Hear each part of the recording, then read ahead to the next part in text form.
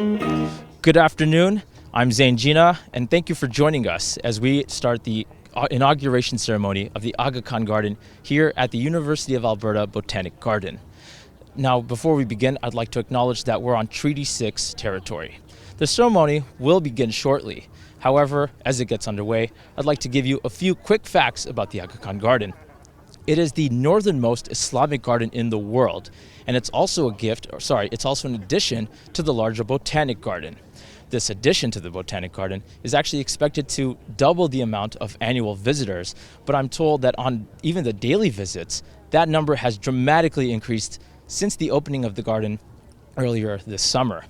Now, the garden is also a gift from His Highness the Aga Khan to the City of Edmonton and to the University of Alberta, locally known as the U of A.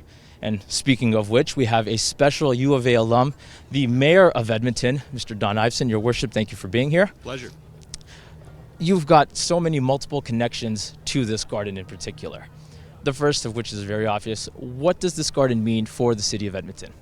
Well, this is a very cosmopolitan city with opportunities for everyone to thrive and be uplifted. And so to celebrate not only the beauty of nature around our city in this botanic garden, but to celebrate the diversity of faiths that we find in our community thanks to His Highness's generosity, will be yet another reason for people to visit, but even more importantly for Edmontonians, a cause to celebrate the strength of diversity and inclusion and multiculturalism that I know is a value His Holiness holds dear from when I had occasion to meet him a few years ago and talk about it. And one of the things that you promote really heavily is environmental stewardship. What are your thoughts on the way that this garden contributes to that concept? Well, I think by connecting people to nature and giving people opportunities to reflect about our dependence on nature and its bounty in a beautiful setting like this, I think that naturally provokes reflection in people, which is good. But the attention to detail, critical choices like using Canadian materials for the most part to reduce the footprint associated with bringing materials in. All these things have sustainability dimensions. And most of all, when I read that this was designed and built to last for 600 years, our civilization doesn't, and our society doesn't typically make investments with that kind of foresight and farsight. And so that's a commitment to things that are durable, which is a very important sustainability value. And of course, as a student or as a previous student of the university, this has to excite you. I mean, to see this being an addition to that institution. What is the inner student inside of you who's still here and who's still part of the entire experience? What is that student feeling for future and current students? Well, as much as this is a point of pride for the City of Edmonton and our whole metropolitan region, it's a special point of pride for the University of Alberta, and not only as an alumnus and, I think a fourth-generation alumnus of the University of Alberta and my family, it is a special gift to our community and another reason for people to pay attention to the University of Alberta and what it stands for and who its allies are, which include this extraordinary community and its leader, His Holiness. Your Worship, thank you so much for your time. Really appreciate it. Thank you. Thank you. Have a great rest of the ceremony. Thanks.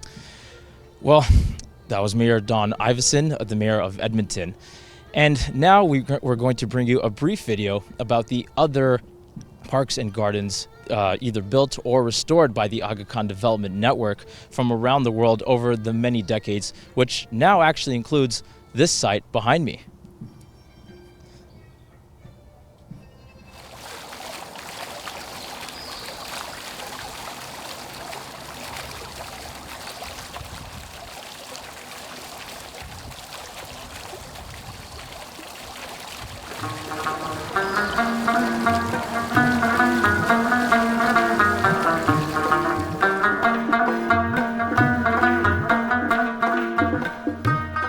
The garden has for many centuries served as a central element in Muslim culture.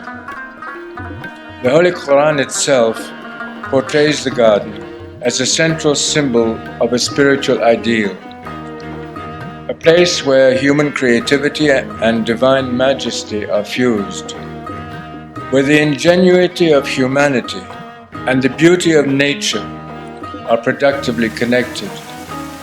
Gardens are a place where the ephemeral meets the eternal, and where the eternal meets the hand of man.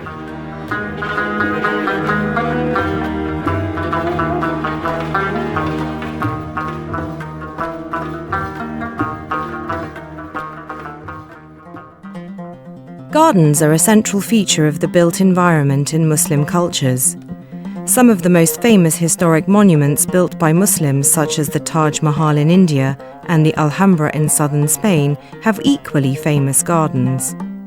They are known as paradise gardens because they evoke the descriptions of paradise in the Quran, including rivers of water, gushing fountains, the cool, refreshing shade of lush green trees, and delicious hanging fruits.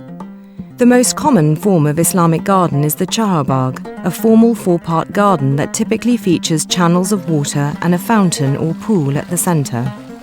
Such Persian-style gardens spread throughout the Muslim world, being adapted to different contexts from Andalusian Spain to Mughal India. Yet these formal gardens had their roots in agriculture and the need to cultivate a hot, dry landscape where water is the most precious resource. If you look back historically in Islamic countries, the conveyance of water to fields, to orchards, to the bustan, to cultivate vegetables, food, was an essential piece of survival, and that those elements were then brought into the formal garden and envisioned as part of the Garden of Paradise. His Highness the Aga Khan is the 49th hereditary Imam or spiritual leader of the Shia Ismaili Muslims and chairman of the Aga Khan Development Network or AKDN. Under his leadership, his institutions have undertaken a range of projects throughout the world to build or revitalize parks and gardens in various countries. These include Al-Azhar Park in Cairo, the gardens of Humayun's tomb in Delhi, and parks in Dubai, Kabul, Mali, Tajikistan, and Toronto. Additionally, the Ismaili centres and many other Ismaili spaces of gathering also feature courtyard gardens with fountains, trees, and flowers. During the Aga Khan's Diamond Jubilee, marking 60 years of his leadership, 3 garden projects are being inaugurated on 3 different continents. These are the Sundar Nursery in Delhi, India, the Aga Khan Garden in Edmonton, Canada, and the Islamic Gardens at King's Cross, London, which feature various gardens, courtyards and terraces within the Aga Khan Centre, Victoria Hall student accommodation, and in the public realm.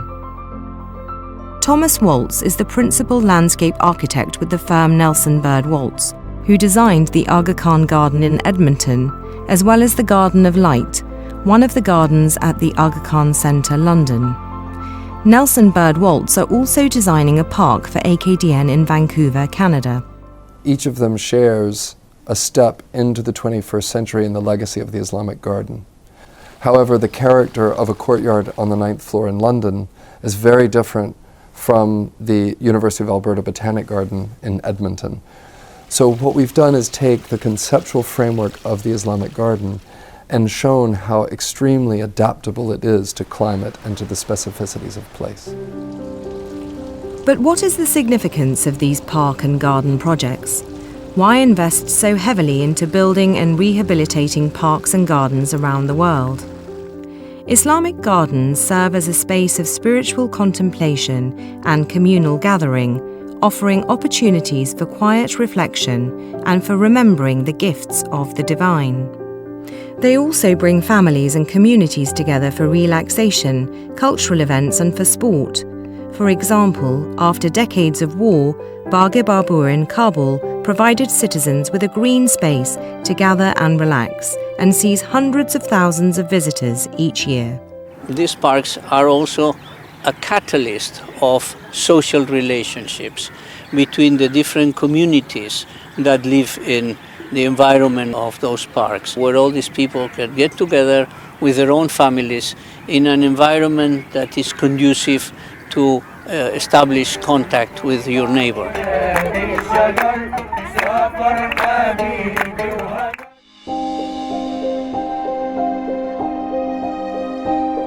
Gardens also play an important role in environmental stewardship and scientific advancement. They are meant not only to be places of pleasure, but also of productivity. This includes the conservation and careful use of water in agricultural contexts, and botanical research and innovation in royal gardens.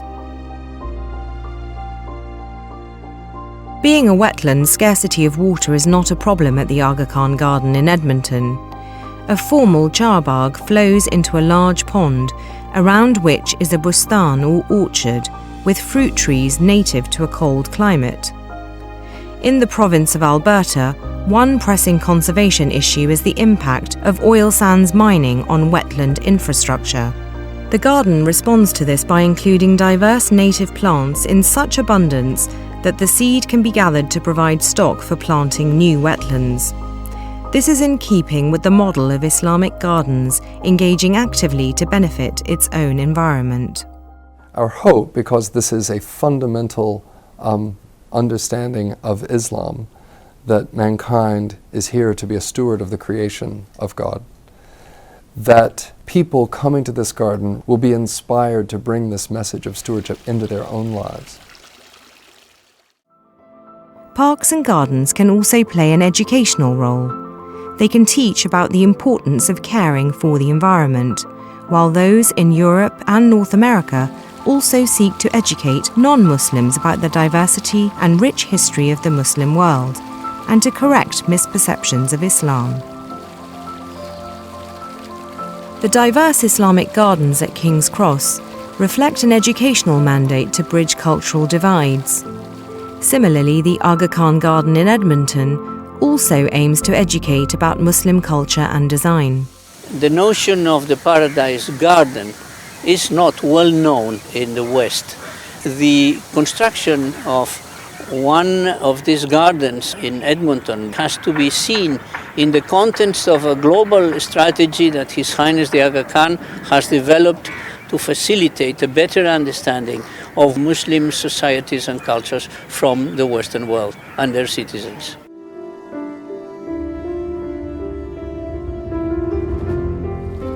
The parks and gardens developed by the Ismaili Imamate under His Highness the Aga Khan's vision and direction have multifaceted aims. They are spiritual and communal spaces, they contribute positively to the environment, and they educate about the diversity and richness of Muslim cultures. That video you just watched just explains the history and significance of Islamic gardens. Now, as I mentioned earlier, the garden is a gift to the U of A, but it's not just that. It also symbolizes the friendship between the U of A and the Aga Khan University. Now, I actually got a chance earlier today to catch up with the president of the university, President David Turpin of the U of A, on the blossoming relationship of that friendship. Here's what he had to say. President Turpin, thank you for having us. Talk a little bit about the relationship between the University of Alberta and the Aga Khan University. Well, the U of A and the Aga Khan University have a relationship that goes back well over a decade, and it's transcended administrators and leaders at these institutions. And it really is based on some very, very fundamental values: the importance of understanding pluralism and the importance of diversity in our communities. And it is we are committed as institutions to work together to solve some of the biggest challenges facing humanity today. We want to focus on development and empowering people through education. We want to build better healthcare systems. We want to ensure that every individual can fulfill their full potential. And this partnership between the Aga Khan University and the University of Alberta is something that means a great deal to us. It means a lot to our researchers, it means a lot to our students, and it's a wonderful reciprocal relationship. What does the garden mean for the University of Alberta? Well, the garden is a wonderful gift from the Aga Khan, and we're so pleased to have him here today for the inauguration.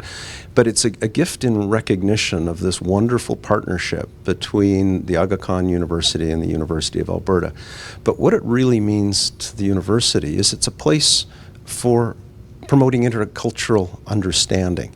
You walk to the top of the Talar and you look over the garden and you feel at one with the world around you. You recognize the importance of diversity and pluralism in our society. And I think it serves as a symbol of hope, that by working together as people in our communities, that we can build a better world for everyone.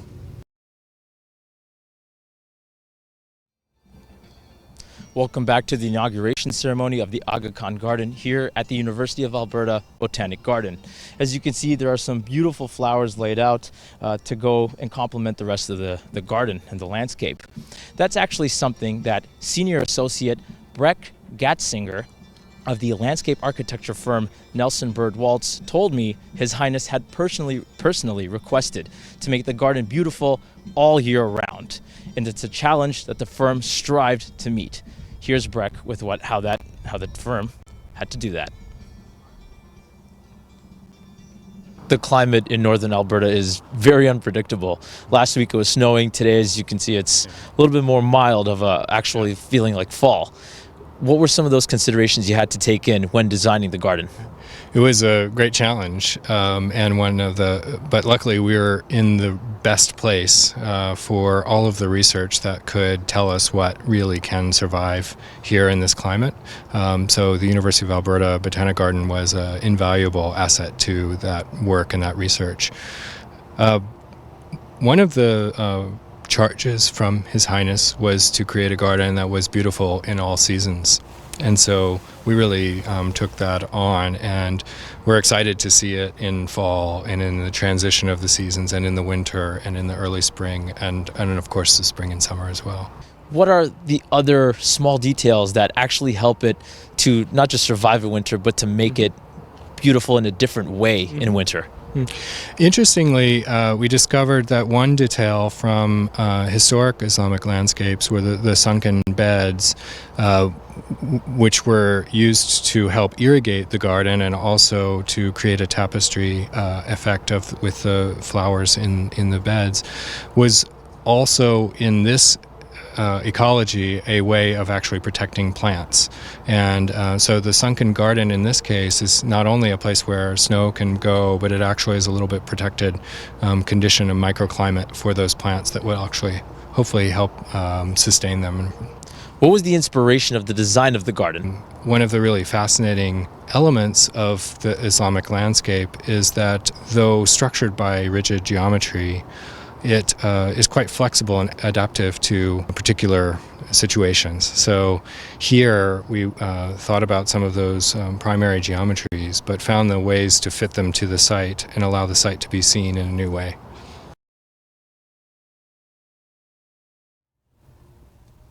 That was Breck Gatzinger of the landscape architecture firm Nelson Bird Waltz. Now, the principal lead architect of Nelson Bird Waltz, Thomas Waltz, told me about some of the iconic features of this garden, such as the Talar over there, where you can see there is a high anticipation for our distinguished guest today to begin the ceremony. And Thomas Waltz actually told me about that piece and a little bit more on why it was planted here in the garden. The Talar is the Persian word for throne, and we thought as the highest point of the garden, with the greatest prospect over the formal and informal portions of the garden, that it was an appropriate honorific title to give these shaded coverings of massive stone pillars with these canopies stretched between them. The inspiration for this idea really struck us while visiting Fatehpur Sikri in India. His Highness had suggested that we go visit a number of historic Islamic gardens to help us really build the vocabulary for authenticity of the interpretation in the 21st century of an Islamic garden. At Fatehpur Sikri, the great Akbar had built this entire city, and it was the first permanent city of what had been theretofore a nomadic community. So the detailing in that architecture was often ropes, and you could, but it was carved in stone, so you could feel the heritage of that movement. And so we thought in the 21st century to have something as eternal as these massive stone piers that would anchor this highest point of the garden, and then stretch between them this thin canvas, and this, when the sun passes through this orangey red, it just illuminates the ground in a really warm way. So it was meant to really be a contemporary reinterpretation of a very ancient tradition, which in a way is the theme of the entire garden.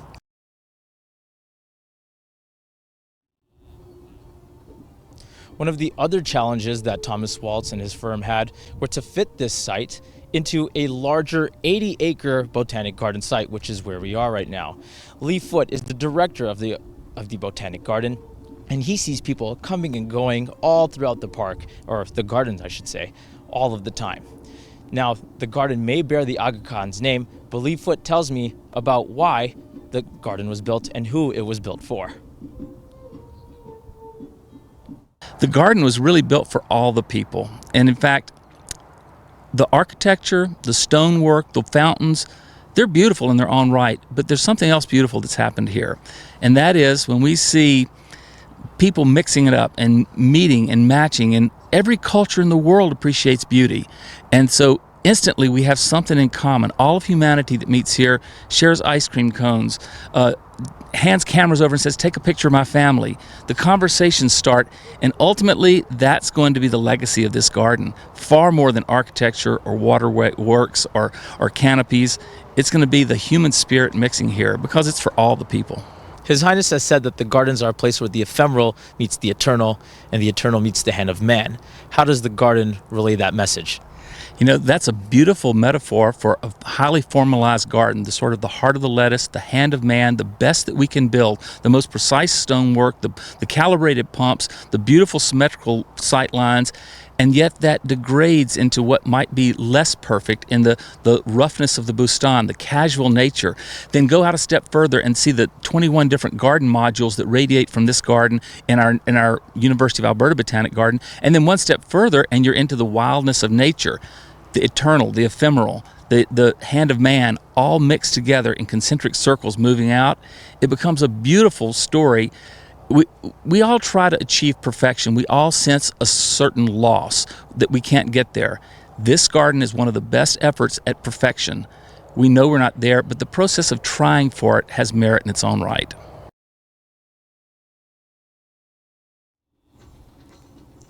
That was Lee Foote, the director of the Botanic Garden. And just to emphasize something about what Lee said, he says the legacy of the garden goes beyond the architecture and is actually about the human spirit mixing. And I think that is a very beautiful notion as to it speaking of how we're all connected and actually drawing a parallel with the garden because of the diverse species that actually make up the grounds and the larger Botanic Garden. Something else to think about is the way Thomas Waltz and Beck Gastringer say about the adaptability of an Islamic garden in the 21st century and its interpretation, which actually does touch upon Lee's comments, but it also points out the various ways that we can learn from history. The garden draws an inspiration from the ancient world, as you heard Thomas talk about having to go and visit a site in India or having to visit other sites. And even in the video that we saw earlier about the other sites around the world, which helped inspire the design and functionality of this garden. But it just goes to show the ways in which the world changes and why we're all here today. Another thing that Thomas Waltz pointed out to me was what he calls elements of whimsy and delight. Little stone animals, and I'm not sure if you can see them. Well, you won't be able to right now, but there are actually little frogs and salamanders and fish even in the ponds right now. And those add an element of a little bit of magic in some sense, because what they do, and actually those animals I should mention, are the specific types of creatures that you would find in this part of the world and in this climate. But they are an educational tool that was emphasized by the Aga Khan. So if you do visit the park, it'll be kind of like a nice little scavenger hunt for you when you come here, just to kind of pick out these elements and see what the garden really is all about. And now we're going to throw you to a time-lapse video of the construction of the garden from when the ground was first dug up to where we are today.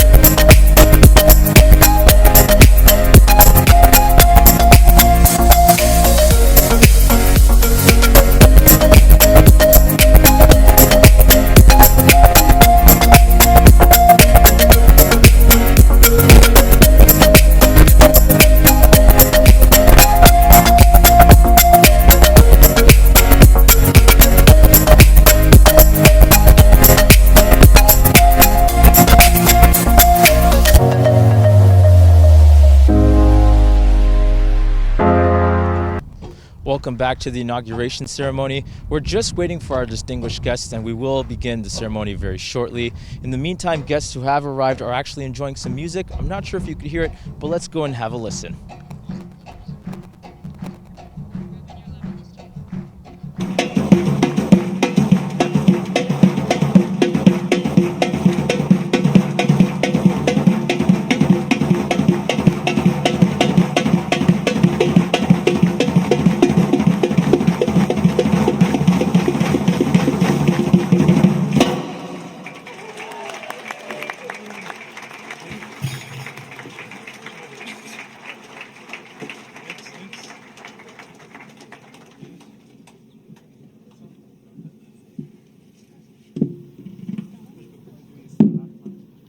Ladies and gentlemen, please join me in thanking again our guest performer, Abbas Kazimov, and all of the guest performers, musicians today.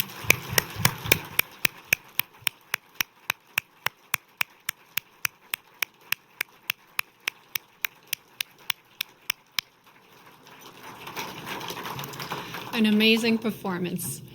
So as we await the arrival of our guest of honor, I ask today that you please refrain from taking photographs and please turn off all electronic devices. The program will continue in just a few short minutes. Thank you.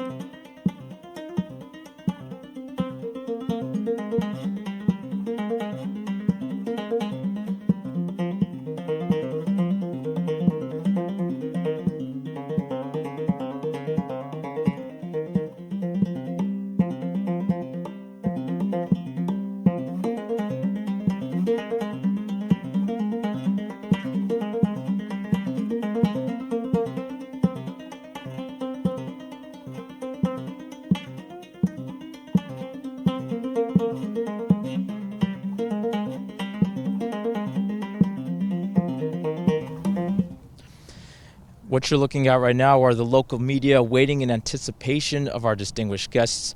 They should be arriving shortly, but as you can see, it's an exciting time, and they're just anxious and eager to get the ceremony underway.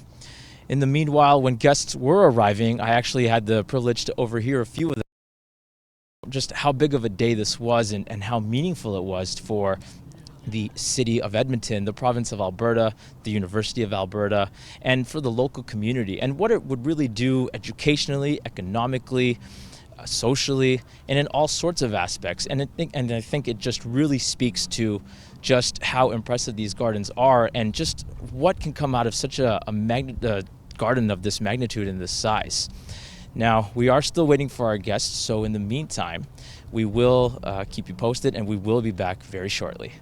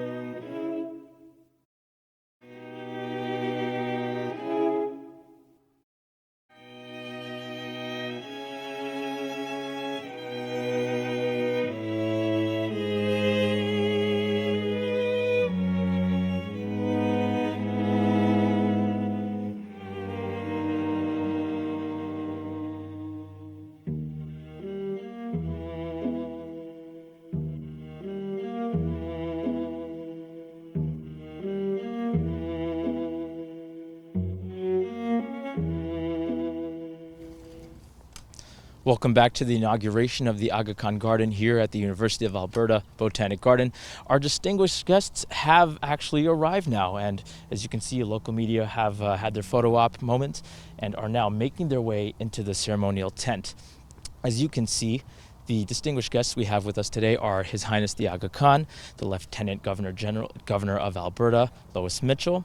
We've also got the Premier of Alberta, Rachel Notley, the Lieutenant Governor's husband, His Honor Douglas Mitchell, and I believe that is also His Highness's son, Prince Ali Mohammed. And so right now they're actually, as they take their strides down the steps, they're looking at the details and the aspects of the garden, and I believe I was told that this is the Aga Khan's first time visiting the completed site, which I'm sure no doubt he's excited. And as you can see, they're walking and everyone's giving him a little bit of tidbit of information. That's Thomas Waltz over there. I don't know if you can see him, but you should be able to. He's, well, who better to give a tour than the principal architect of the firm that actually designed the place. And as you can see, the entourage, they're excited. You can very visibly see that from where I'm standing, and I hope that you will be able to see that as they make their way into the tent.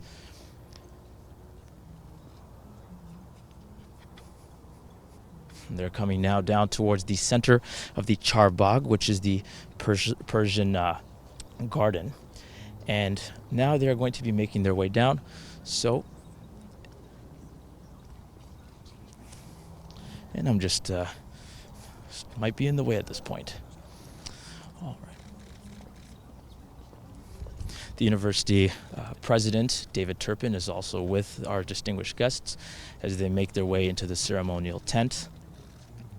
You have to, if you can see the Aga Khan's face right now, he looks absolutely delighted, as well as the Premier and the Lieutenant Governor. And I believe now, well, here they are walking into the tent. The ceremony will now begin.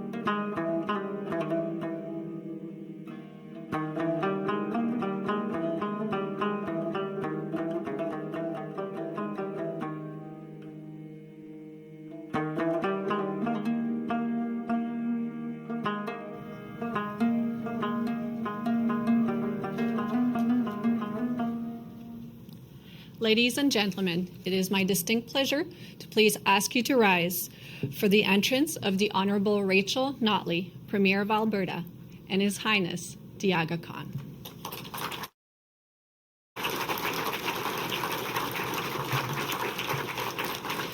Please remain standing for the entrance of Her Honor, the Honorable Lois Mitchell, Lieutenant Governor of Alberta, and His Honor, Honorary Colonel Doug Mitchell, and Prince Ali Aga Khan, accompanied by President and Vice Chancellor David Turpin.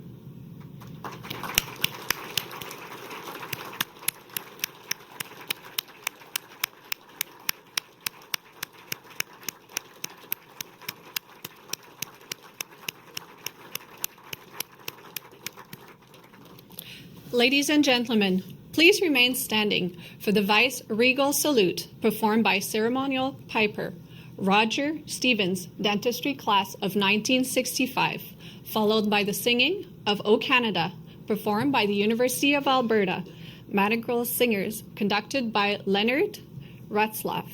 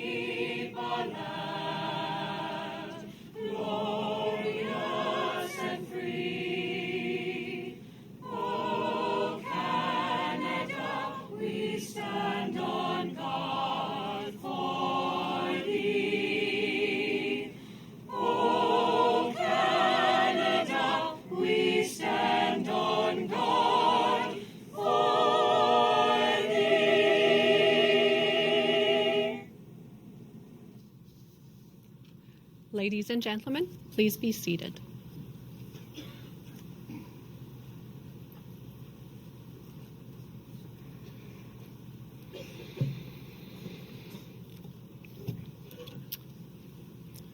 Well, thank you all for coming to the inauguration of the Aga Khan Garden.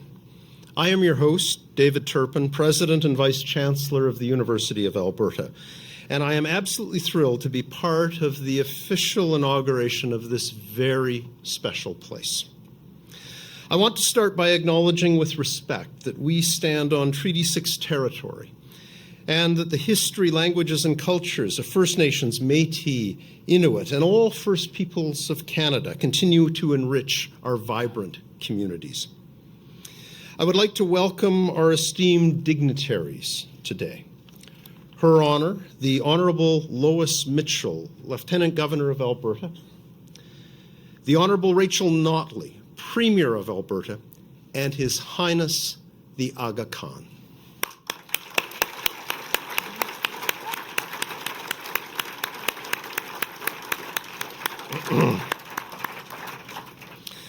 I would also like to acknowledge just a few of the many dignitaries joining us today.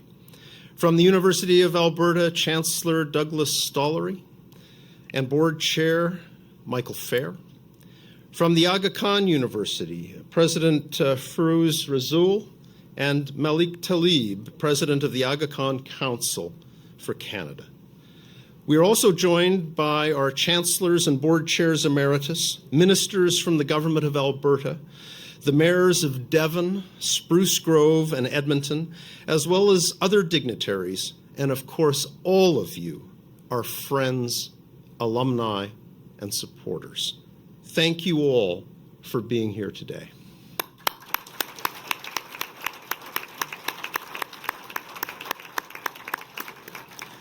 I would also like to take just a moment to thank our University of Alberta alumni and the members of our broader community who have made this event possible through their generous support. This spectacular garden is intended to foster greater understanding between people of different cultures.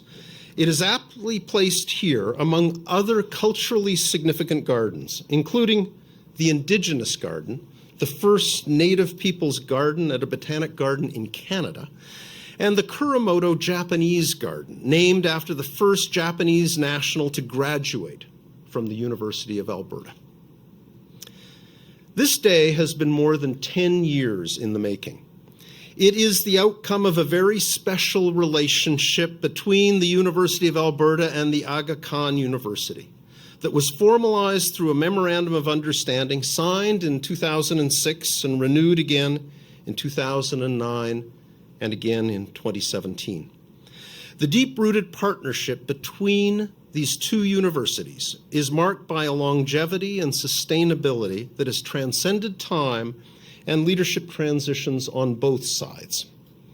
Together, we have collaborated in numerous teaching, learning, and training initiatives in undergraduate programs, postgraduate studies, and internships in a wide variety of fields around the world.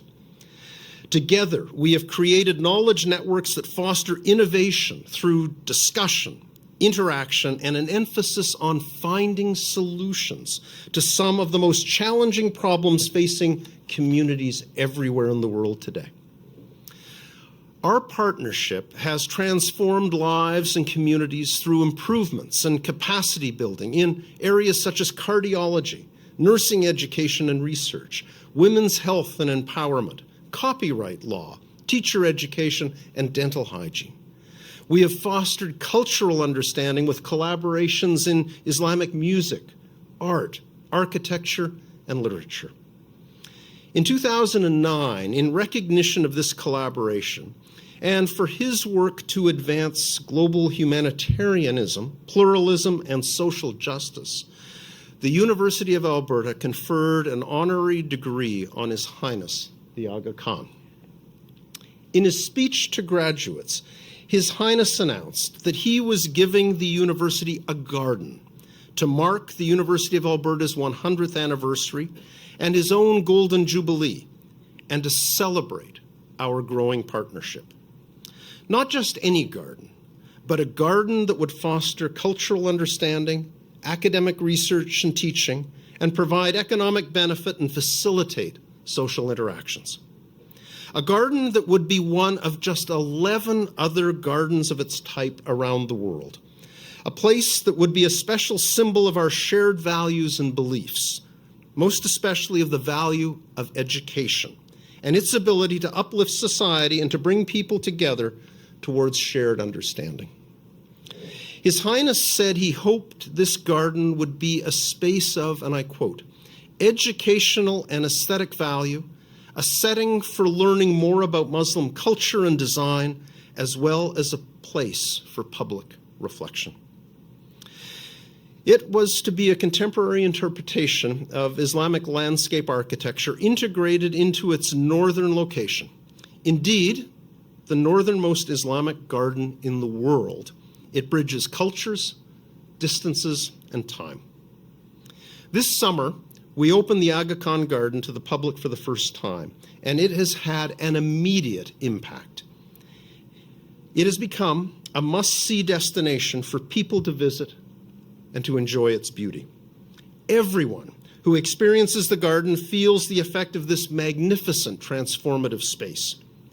Our hardworking botanic garden staff have witnessed the garden come into being over the past year. The volunteer docents have learned about the culture, history, and traditions of the great civilizations that built gardens like this in the past. Everyone who visits the garden is struck by its precision and forethought, the intricacy of the features, the specificity of the plants. They marvel at the way the garden so delicately blends architecture inspired by Mughal tradition with shrubs, trees, perennials, annuals, and wetland plants that were selected to suit and reflect Alberta's climate. The experience of the garden, not only its beauty and its serenity, but its cultural gravity, the way it brings together our shared meanings, pleasures, and identities, cannot be underestimated. This garden is a fitting and beautiful representation of the collaboration between the University of Alberta and the Aga Khan University, and our shared commitment to education, research, and cultural understanding. I want to thank His Highness the Aga Khan for honoring us with this tremendous garden, which is only one of 2 in North America. It will be a space for reflection, education, and leisure for generations to come. Your Highness, thank you.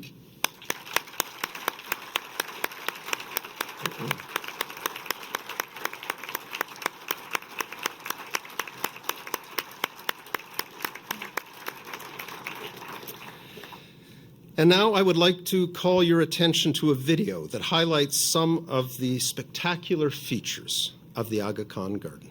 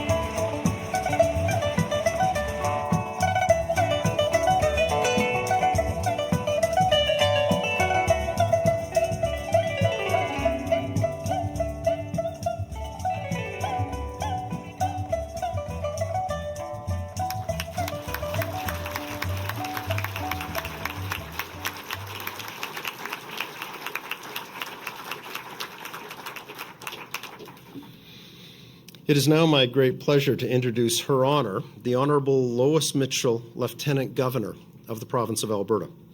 Her Honor is an accomplished businesswoman, entrepreneur, and community volunteer.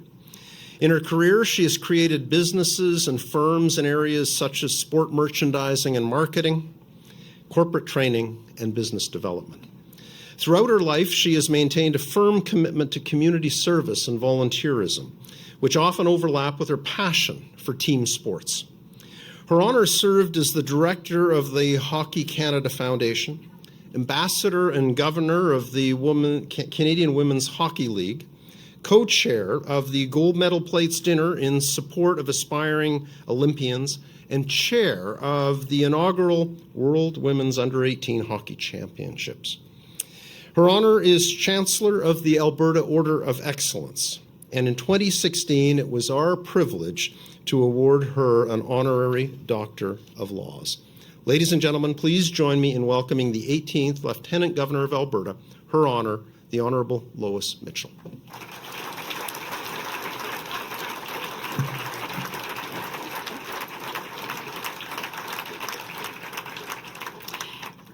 Very good afternoon to you all. What a beautiful Alberta day.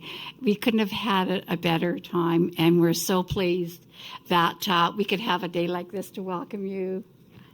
To begin with, I won't go over how eloquently I have to say that David expressed about being on Treaty 6 territory, but I will suffice to say that I do acknowledge that we are on the Treaty 6 territory, the lands of the First Nation and Métis people. As Her Majesty, the Queen's representative in Alberta, it is my very great pleasure, of course, to welcome His Highness the Aga Khan to our province for this very special inauguration ceremony. I had the privilege of welcoming you on May the 7th, so that's when we first met with many of your wonderful colleagues, I have to say that. I would also like to extend a sincere thank you, of course, to His Highness for sharing the gift, this amazing gift of this beautiful garden with all of Albertans and, in fact, Canada.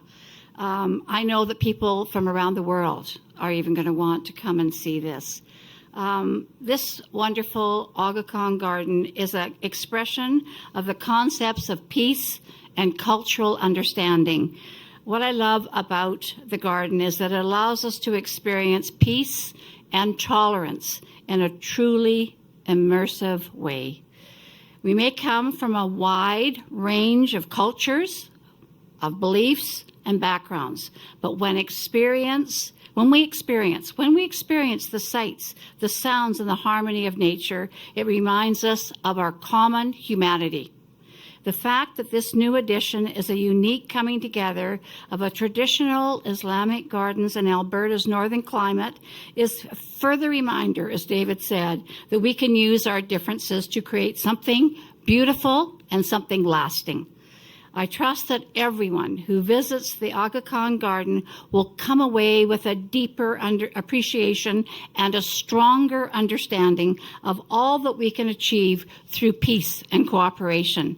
I know that visitors will also be inspired by this remarkable example that His Highness offers us all. He mentioned what he really wanted was this to be a place of communication, and I think that's a wonderful, wonderful goal. And the architect expressed that he wanted it whimsical. Who doesn't love those little animals all over? How special is that? I have to say that you have encouraged countless people throughout our province and around the world to share their energy and compassion with people in need and to create welcome and inclusive communities. Thank you very much. That's the spirit of our new Aga Khan's Garden, and we are so proud and honored to have it here in Alberta. Again, we have to thank His Highness, and thank you as well to everyone at the Aga Khan Foundation Canada and members of the Alberta Ismaili community for your ongoing contributions to our province. I'd also like to recognize Premier Notley for the important contributions that the Alberta government has made to these botanical gardens. And finally, I'd like to say thank you to the staff. Thank you, Lee gave me a wonderful, wonderful tour of this garden about 6 weeks ago, and also to all the many leaders. And I have to say a special shout out to David Turpin, President of the University of Alberta. And then I have to say thank you to all of you. Thank you to all of you for your hard work on this very great project. And let's just enjoy this very special day of celebration. Thank you.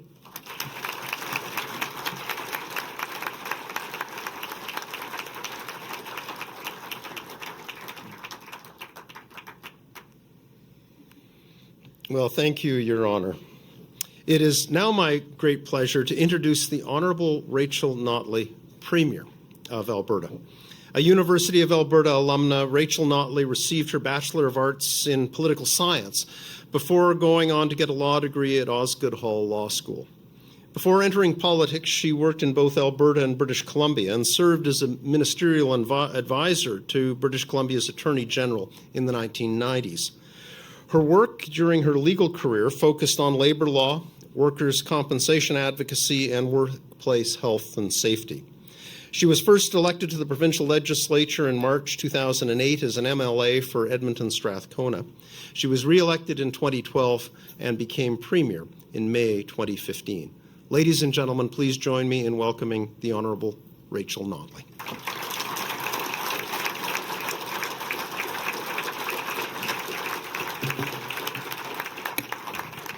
Well, thank you very much, and welcome everyone. I'd like to begin by joining President Turpin and Her Honor by acknowledging that we are all here on the traditional territory of Treaty 6, and also to recognize the Métis people of Alberta who share a very deep connection with this land that we are very, very effectively celebrating today. It is a great honor to welcome you, Your Highness, back to Alberta.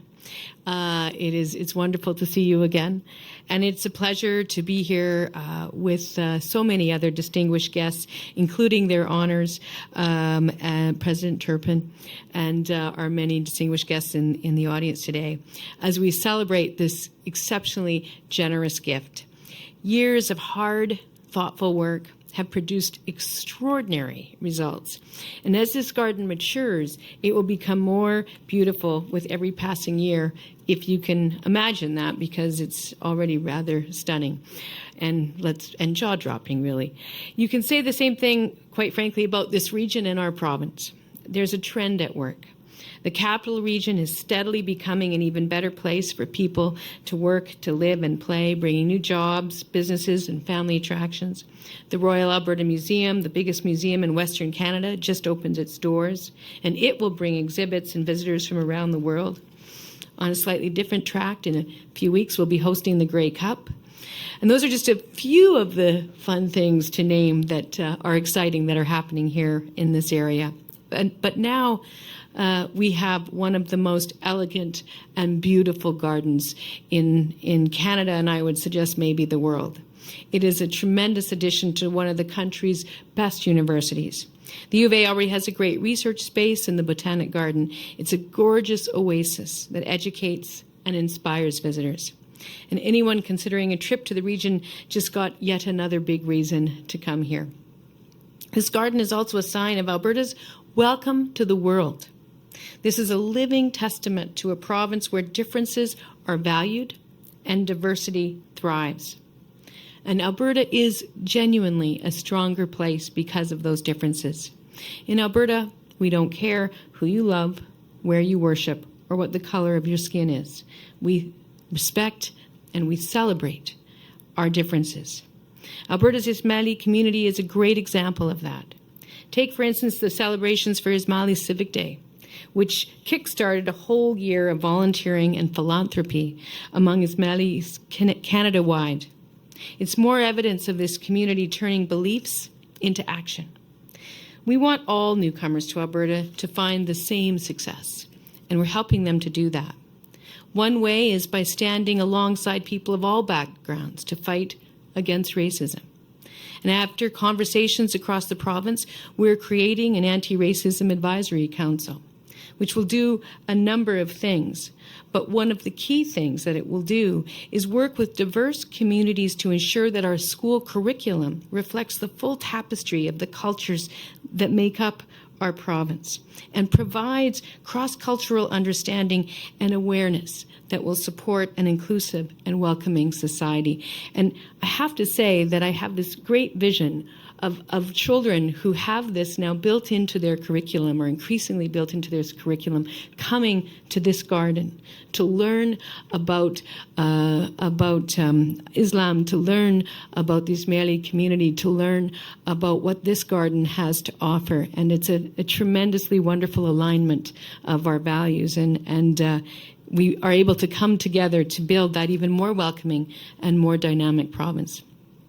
So in closing, I just want to offer my thanks as well, and on behalf of the province of Alberta, my thanks to everyone who has been involved in making this beautiful space happen. Your Highness, thank you again for your leadership and for your incredible, incredible generosity. It's a beautiful gift to Alberta, to its people, and its economy.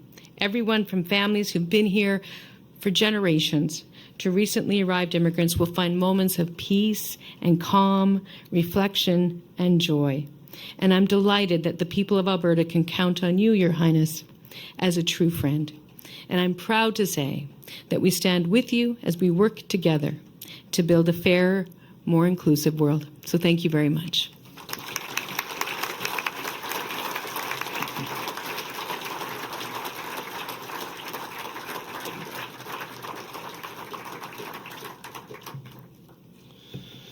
Well, thank you, Premier Notley. It is now my privilege to introduce the 49th hereditary Imam of the Shia Ismaili Muslims, His Highness, the Aga Khan.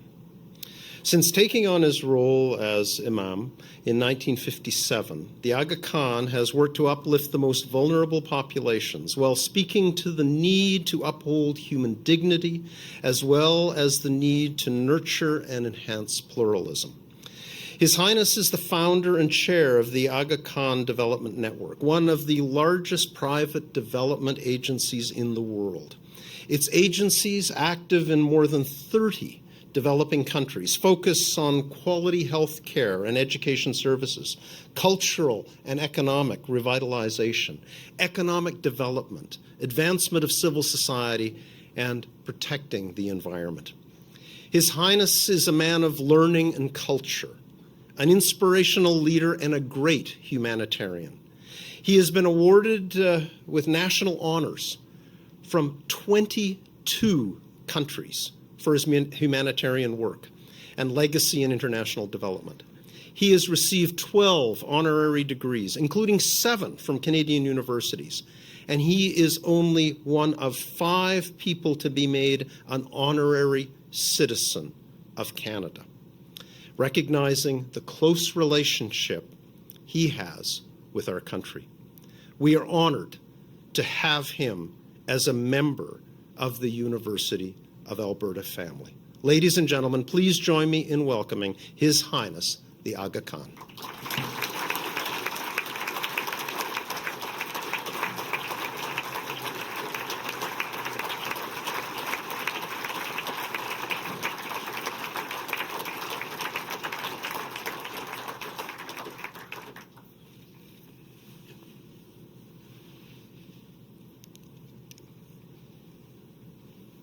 Bismillahirrahmanirrahim.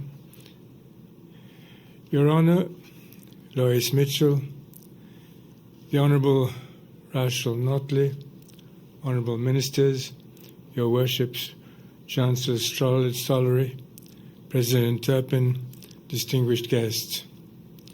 It is always a great pleasure to greet old friends and welcome new friends at a celebration like this. But today's inauguration stands out for me as particularly joyous. For one thing, the old friendships we renew today are especially meaningful.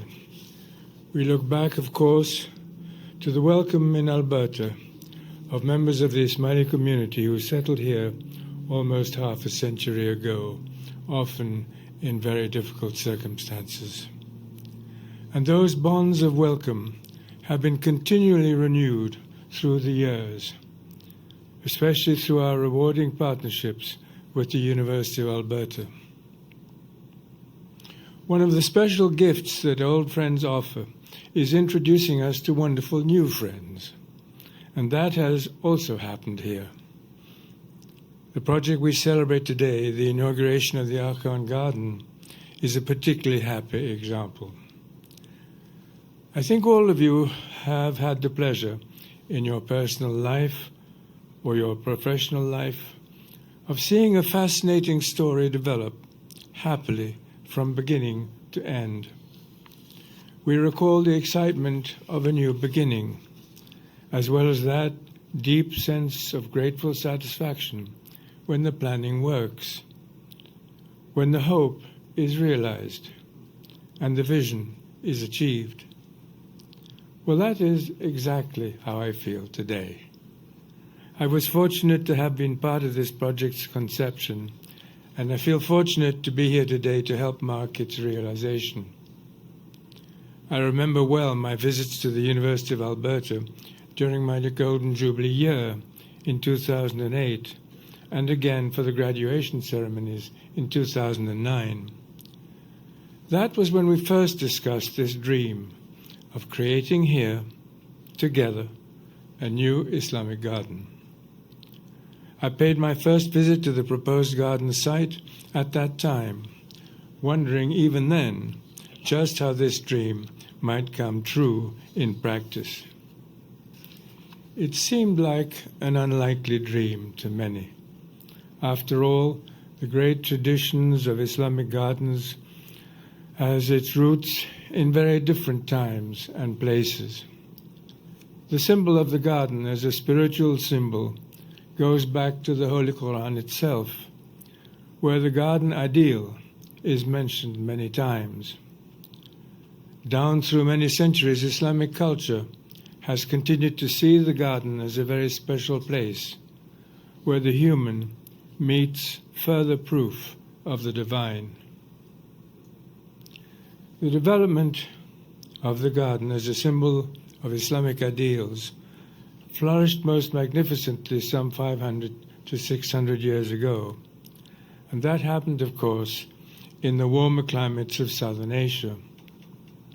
And yet, there we were in Edmonton, a decade ago, proposing to extend that lovely Eastern and Southern tradition at the start of the 21st century to the unique natural environment, somewhat cold, of northern and western Canada. This proposed new garden, to be precise, would be the northernmost Islamic garden ever created.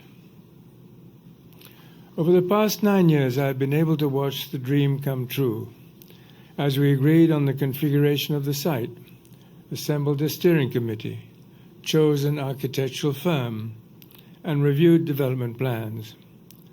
And then, with the planning completed, the building process took just some 18 months, finishing on time and on budget, as planners like to point out. Me too. As I look out at this garden today, what I think about, above all, are the people who made it possible, their dedication, their talent, and their remarkable energy. I want them all to know that in celebrating this new garden today, we're also celebrating them. Theirs is a highly valued gift to the generations to come, who also must be privileged by experiencing the spirituality and harmony of multiple life forms. They include construction workers and gardeners, planners and administrators, artists and scholars, architects and designers, including the landscape design firm of Nelson Bird Waltz. They include dedicated members of the Ismaili and other Muslim communities in Alberta and other parts of Canada, the remarkable family of the University of Alberta, government officials at all levels, and those who serve the Aga Khan Trust for Culture and the Aga Khan Development Network. At the heart of their efforts, of course, was the inspiring power of the Islamic garden itself. For a central part of the garden tradition is the high calling of human stewardship, our responsibility to honor, to protect, and to share the gifts of the natural world.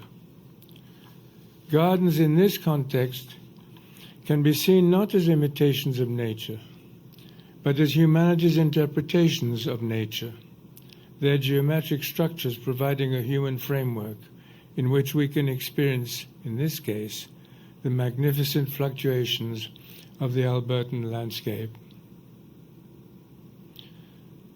The Garden of Islamic tradition is also a place where the flow of refreshing water reminds us of divine blessing. It is a place for meditation and quiet renewal. But I would likewise emphasize that the garden through history has also been seen as a social space, a place for learning, for sharing, for romance, for diplomacy, for reflection on the destiny of the human race. And even as we share the garden experience with others, we can feel a connection with those who walked through similar gardens in the past. I would also mention one additional aspect of the particular garden we inaugurate today. It symbolizes not only the creative blending of the natural and the human, but also the beauty of multiple intercultural cooperation. One of the great questions facing humanity today is how we can honor what is distinctive about our separate identities and, at the same time, welcome a diversity of identities as positive elements in our lives. This city and this country have been among the world leaders in providing positive answers to that ancient question. The project we inaugurate today is a beautiful extension of that Canadian tradition. In Canada and in many other places, the Aga Khan Trust for Culture has made a major commitment to creating and renewing important green spaces in recent years. We can look back on 10 recent successes in places ranging from Cairo to Zanzibar, from Toronto to Kabul, from Dushanbe in Tajikistan to Bamako in Mali. In 2018 alone, I helped to inaugurate 3 such garden projects in London, in Delhi, and now here in Alberta. But the story does not end here. In fact, the story of Canadian Islamic Gardens itself is not yet completed. Our plans are now advancing, in fact, for a new park to be developed a few hundred miles southwest of here in Burnaby, British Columbia. Yes, to be sure, it will surpass Edmonton as the westernmost Islamic garden.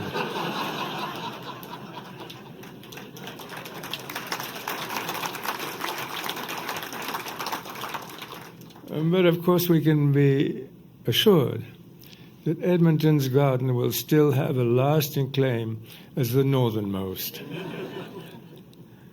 I've talked about the past today, but I would close by emphasizing the future. It is wonderful, at a moment like this, to think of all those who will visit here in the years to come. Our work now is to sustain this space, to create new experiences, and to meet new challenges. As you walk through these gardens, you will see evidence of the ways in which future generations will be able to make the most of this site. It is our hope and expectation on this special day that the Aga Khan Garden here at the University of Alberta will truly be a gift that keeps on giving. Thank you.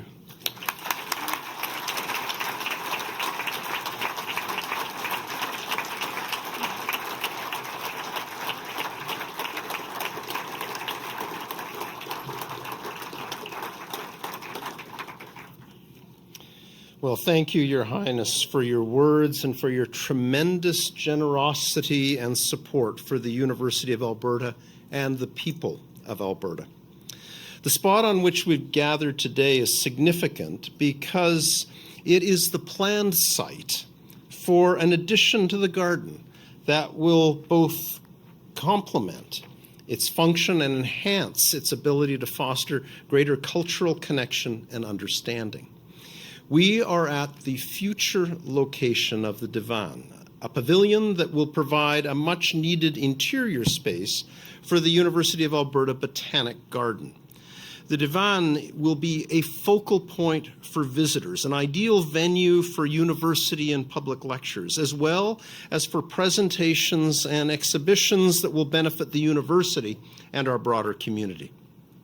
I would like to acknowledge and thank Chancellor Emeritus Ralph Young and the Honourable Anne McClellan for leading a group of dedicated volunteers who are working tirelessly to make the Divan a reality.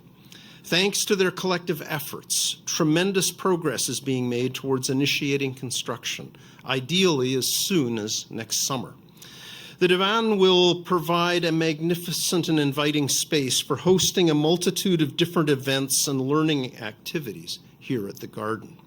It will elevate the stature and quality of the entire garden to truly be worthy of this beautiful crown jewel at its heart.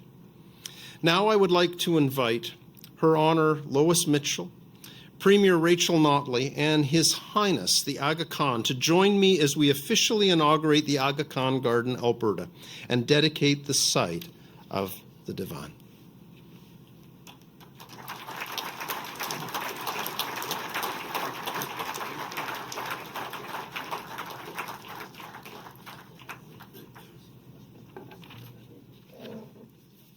I would like to invite the media to the front of the stage for the unveiling of the plaques.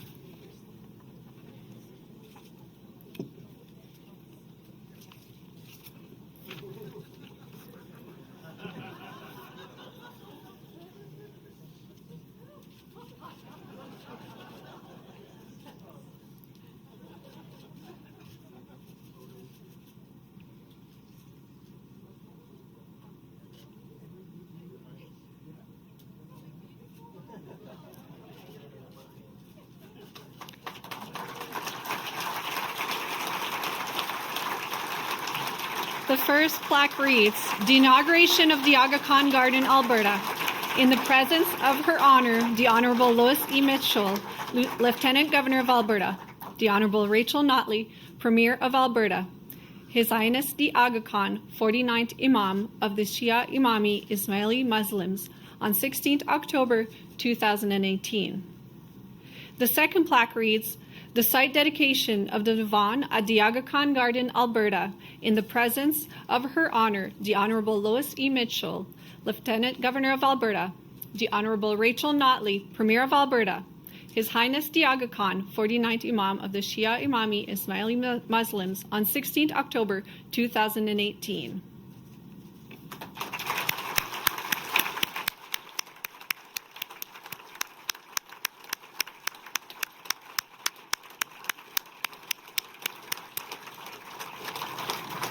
I would now like to invite President Turpin back to turn for final remarks.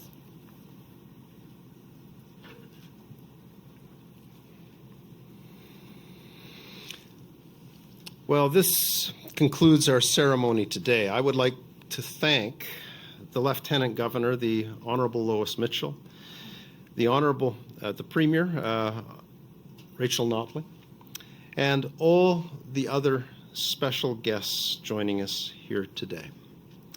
Your Highness, this garden you have so generously given is an incredible contribution to our university and the broader community.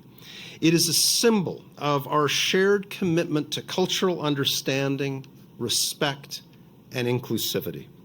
We are proud to count you as a member of the University of Alberta family and proud to be the home of this incredible garden. I want to thank you for all that you have done, for your commitment to solving the challenges of the developing world, for your advocacy for education as a means of bettering the lives of both individuals and society, and for your role as a champion of pluralism, for believing and showing that we are better when we accept and embrace human difference. In a world threatened by divisiveness and isolation, you are an example of inclusion, generosity, peace, and optimism for all of us to follow. You are proof that we can build a better future through understanding and cooperation. Thank you.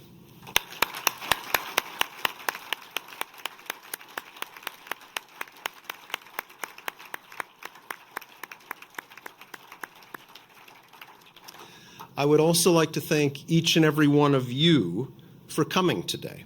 I hope everyone here has the opportunity to experience the garden later today and also in full bloom next summer. It is a space that provides the opportunity for reflection and contemplation, for intercultural understanding. It is a place to reflect on the beauty and wonder of the world around us. Thank you all for coming, and I invite you to enjoy the reception that will start momentarily. Thank you all for being here.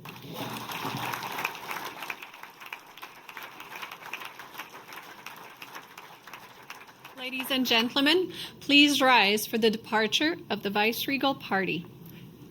And please remain standing after the exit for further information.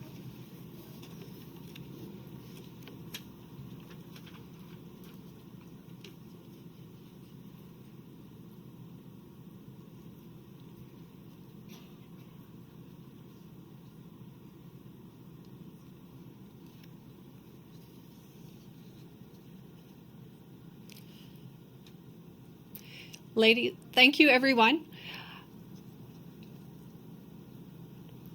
We may now head to the Talar for the reception. In keeping with today's themes of harmony and collegiality,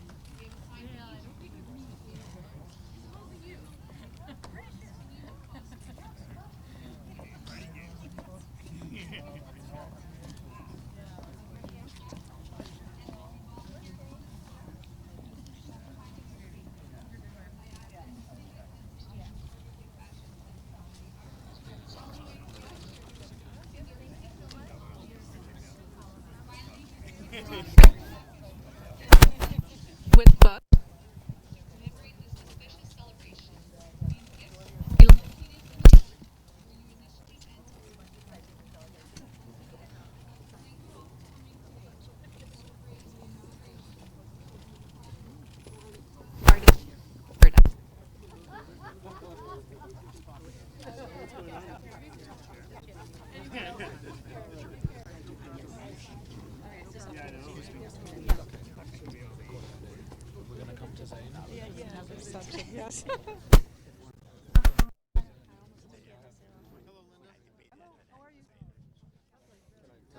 And as you can see, that was the official inauguration ceremony of the Aga Khan Garden. The Aga Khan just steps away from me right now, speaking with, well, I don't know who that is, but Thomas Waltz is here. The premier is, well, I think she just left. Lieutenant Governor and his honor, Douglas Mitchell, are here.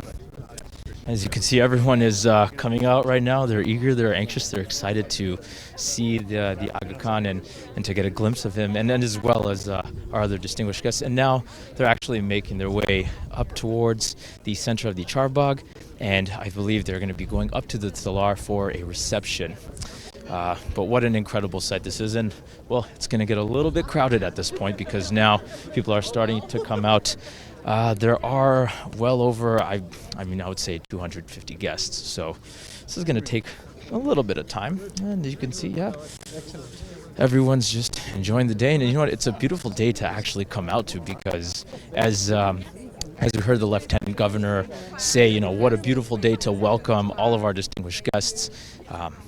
It's actually been such an incredible day. I was here over the last couple of days. It was a little cloudy, a little bit cooler. Today feels a lot more spring-like than it does fall. So that's something to keep in mind as to just the energy that this day has brought for us. And well, there's a bit of a hold up here. I believe all the distinguished guests are going that way, and there are some over here as well. Well, there's a bit of a mix-up. A lot of people just really enjoying the energy and the grandeur of it all. And then you can see, you know, we've got all of our guests are out here. Wow, this is going to be incredibly packed. I'm going to be standing here for a while, ladies and gentlemen. That's pretty much it. This is going to be my spot for a while. Hello. Not really sure if you knew that was live television. Oh man. And well, the tent is almost empty, as you can see. It is. People are still starting to come out. I think the front rows of chairs have finally started to make their moves.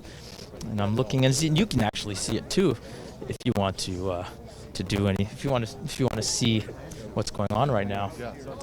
Some of the touch points that we talked about today that we actually heard, and I wrote this down. We had David Turpin, the president of the University of Alberta. He talked about this being a friendship between the two universities that has improved lives in various fields, and that the garden actually bridges cultures, distances, and time. We had the Lieutenant Governor, who said this is a place of communication. The Premier, Rachel Notley, saying this garden adds to, and she touched upon this, adding to the number of attractions and tourist sites in the province, as well as the province respecting cultures and differences and celebrating those differences as well. Finally, it brings us to His Highness, who has said that the garden, it's an interesting fact about this, that this garden, this type of garden, you would have seen centuries ago in east and southern parts of the world, and now it's being brought to north and western parts of the world, here in Canada, in fact, and centuries later. So it just goes again to speak with what our architects have said about the adaptability in the 21st century and that interpretation. He also touched upon the stewardship, and that it is our responsibility to help take care of our environment, and that this garden is an extension of Canadian traditions, not hockey and Tim Hortons, but the traditions of celebrating and respecting multiculturalism, pluralism, and diversity. The Aga Khan also said that this was a gift for future generations, and it is the gift that keeps on giving. And I think that speaks true to any garden. And if you ever have the chance to visit this place, you will definitely see that this is the gift that keeps giving. And it was built to last for longer than just 100 years. It was built to last for generations to come, for the grandkids of our grandkids. And the Aga Khan, just to close off, he said that the Canadian Islamic Gardens will continue to develop and will continue to grow, and has announced plans for another Islamic garden in Burnaby. So he says that while this will not be the westernmost Islamic garden, it will indefinitely be the northernmost Islamic garden. And I believe that brings us to the conclusion of the inauguration ceremony. Thank you so much for watching this and joining me, and as I took you through this journey. I hope you have a great rest of your day.